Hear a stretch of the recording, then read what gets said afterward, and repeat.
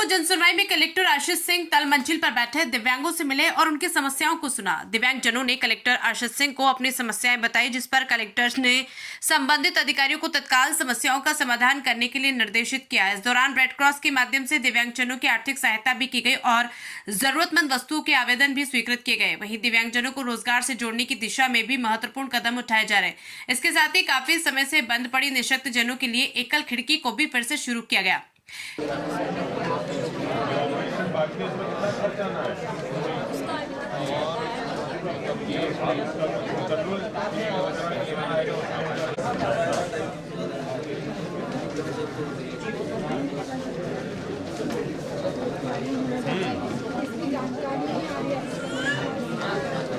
क्या है, क्या मांगा था आपने?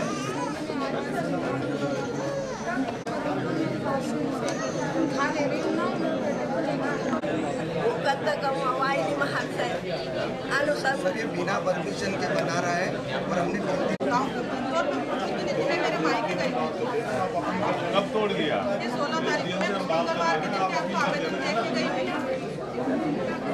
और मेरे बच्चे मेरा लड़का था, उसने विरोध करे तो थानेदार पुलिस वाले ने पकड़ ले और ये नगर निगम के विरोध करे बस मेरे ही घर बच्चों के साथ में पढ़ाने जाती है और 2 बच्चों को लेकर मैं 8 साल से दिखाए से जिला संबंधित कर दिया। 20 तारीख से मैं देखती रही और जजमेंट मैडम ने ऐसा दिया कि हंसते हुए मैडम ने जजमेंट दिया इतना लगा सर कि जितना बच्चे का जाने का दुख नहीं था उससे ज़्यादा तब भी हुआ सर कानून।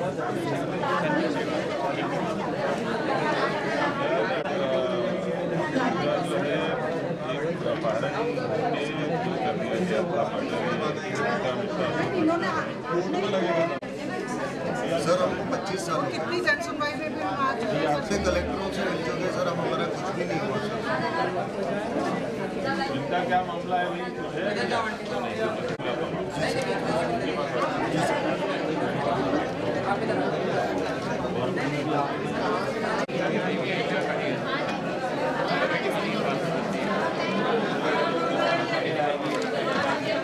बोर्ड है क्या? सर एक बार बन चुकी है। सोसाइटी ने जो सूची दी थी उसकी जांच के लिए इसे आदेश तो मैंने आदेश किया था हमारे भी 3 लोगों का मीटिंग उन्होंने सर उन्होंने एक तीनों भेजे हैं और उनका एक भाई भी उनको तो मिल गया था, मेरा तो कोई भी नहीं है। हुआ है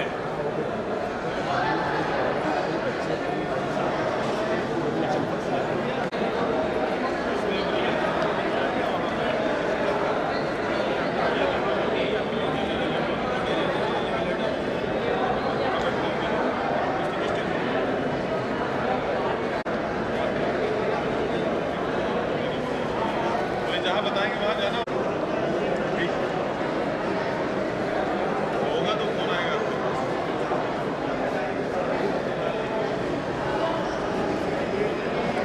पता में आएगा तो फोन करेंगे। आ जाऊँगा अभी थोड़ी देर बाद, आधे घंटे बाद तब रजिस्ट्रेशन आ जाए। क्या समस्या क्या है?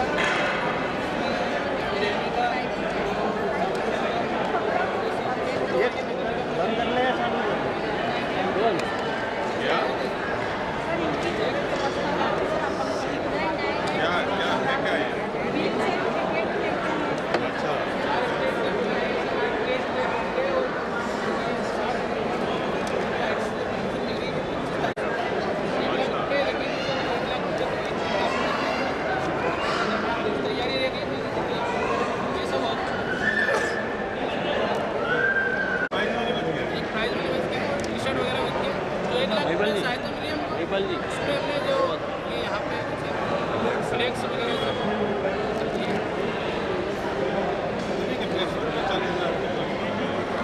इसमें अपन वो कर लेंगे सर, वो थोड़ा 60,000 रुपये आप दिखा रहे हो। 102 में से मना करती हुए ले जाओ कि कोर्ट में बात और सर एक बार और देने के लिए हम रिकमेंड करेंगे जो टेबल टेनिस में जो होता है थोड़ा सा वहाँ पे अक्सर टेबल टेनिस में 100 से 150 खिलाड़ी भेज सकते हैं।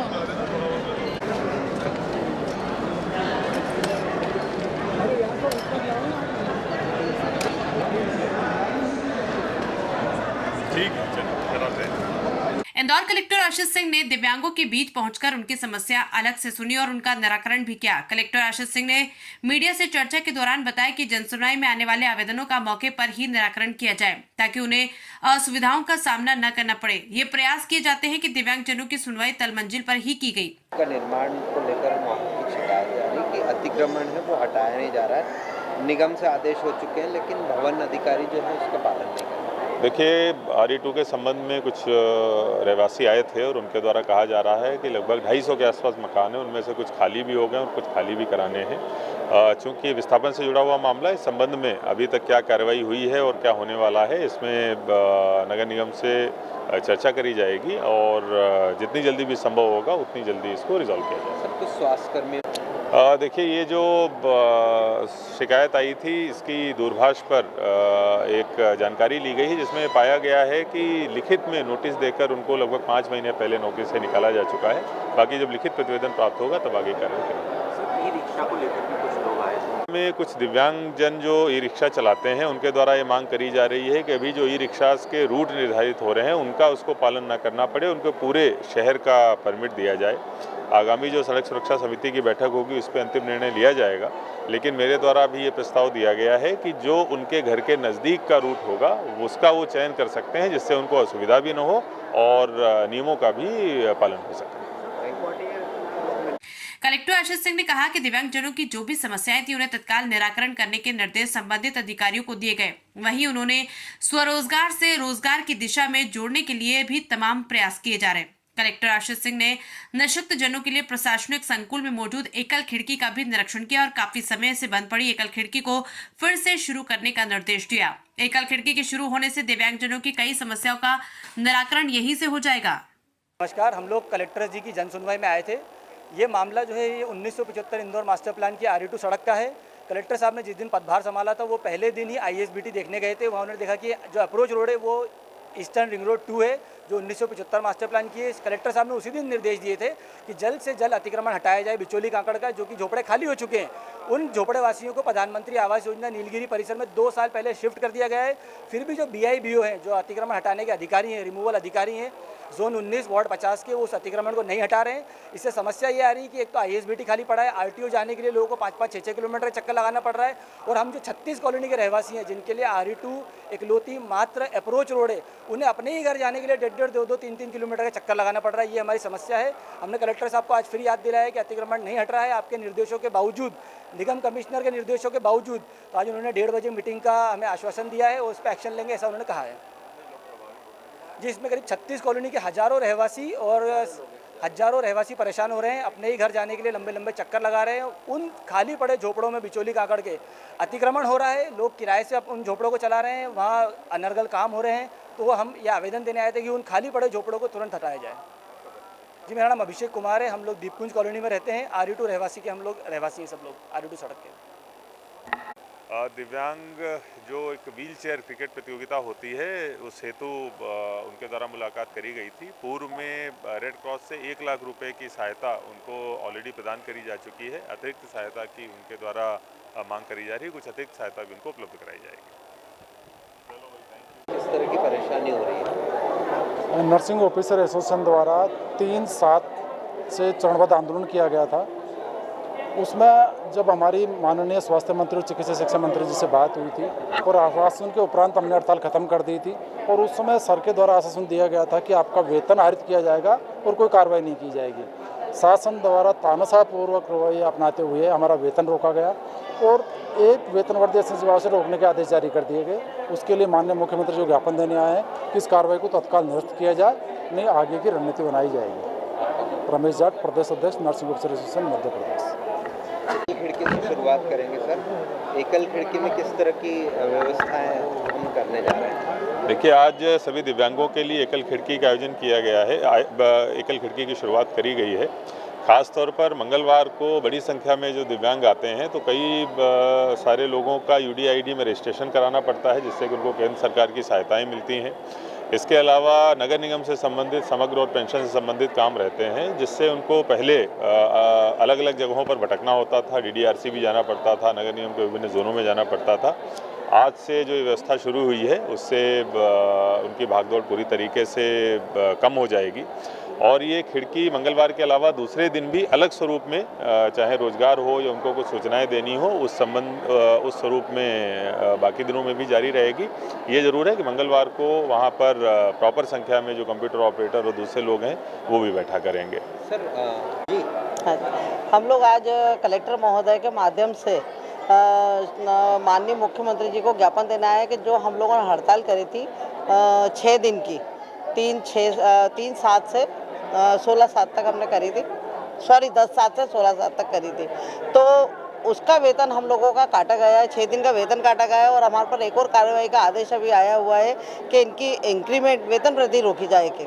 तो हम लोग आवेदन ये करना है कि जैसे सब लोगों के साथ होता है, सब लोगों के साथ रिलायबल रहते हैं, हम लोगों के साथ भी रिलायबल रहे और वेतन वृद्धि न रोकी जाए, क्योंकि सभी में रोष व्याप्त है। वेतन वृद्धि रोकना मतलब बहुत बड़ी बात होती है।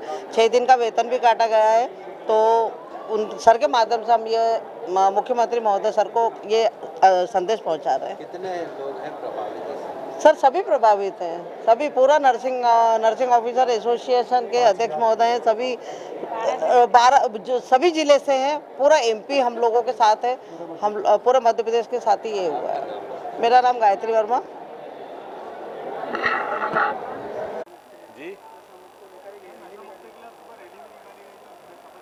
जी हाँ, नशा मुक्ति को लेके भी आज पहल की गई है और नशा मुक्ति के संबंध में एक हम लोग बृहद प्लान तैयार कर रहे हैं। बहुत जल्दी ही सभी स्टेक होल्डर्स को बुलाकर हम लोग स्कूल और कॉलेजेस और रहवासी संघों से नशा मुक्ति की पहल करेंगे। आगामी 20 फरवरी को सामाजिक न्याय दिवस के अवसर पर एक मात्र दिव्यांगों के लिए रोजगार मेले का आयोजन किया जा रहा है और इसके लिए हम लोग एक पोर्टल भी बना रहे हैं।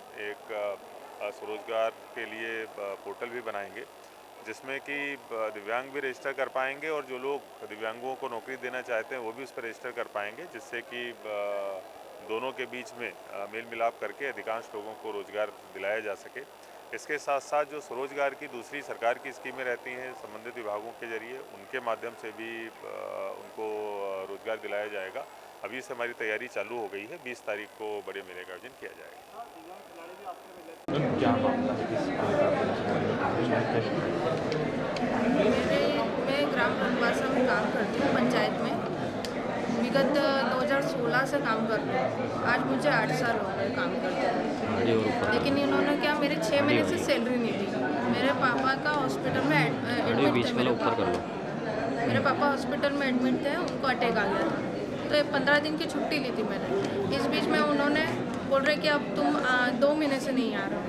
तो मेरे पास में पूरा प्रूफ है कि मैं 2 महीने के 6 महीने से कंटिन्यू आ रही हूँ, बस 15 दिन नहीं आई हूँ और एप्लीकेशन भी दी हुई, लेकिन ये लोग ने मुझे निकाल भी दिया और अभी तक 6 महीने की सैलरी भी नहीं दी। किस पद पर कार्यरत हैं आप?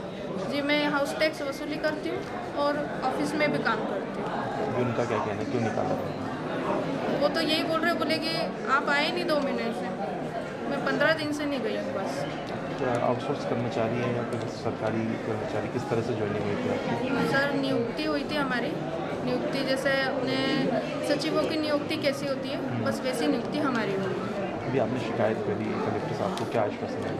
उन्होंने बोला है सैलरी दिलवा देंगे, लेकिन जॉब का नहीं कह सकते हम, क्योंकि जॉब का उन्होंने बताया नहीं अभी कुछ भी।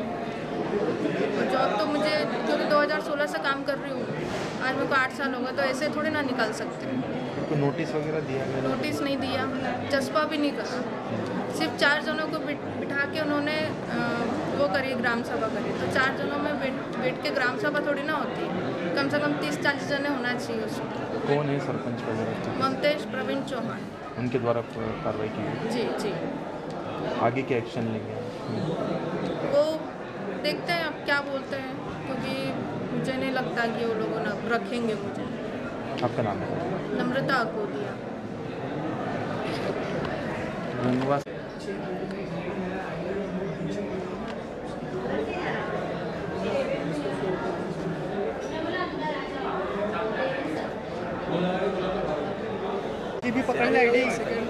देखिए, आज जनसुनवाई का आयोजन पूर्व की भांति किया जा रहा है और कई सारे आवेदकों को, कुछ को तत्काल रेड क्रॉस से सहायता दी गई है, कुछ को सिलाई मशीन की सुविधा प्रदान करी गई है और कुछ दिव्यांगों को जो तिपहिया वाहन है मोटराइज्ड, उसकी सुविधा और प्लस जो कुछ उपकरण होते हैं, कान की मशीन इत्यादि, उनको भी सुविधा उपलब्ध कराई गई है।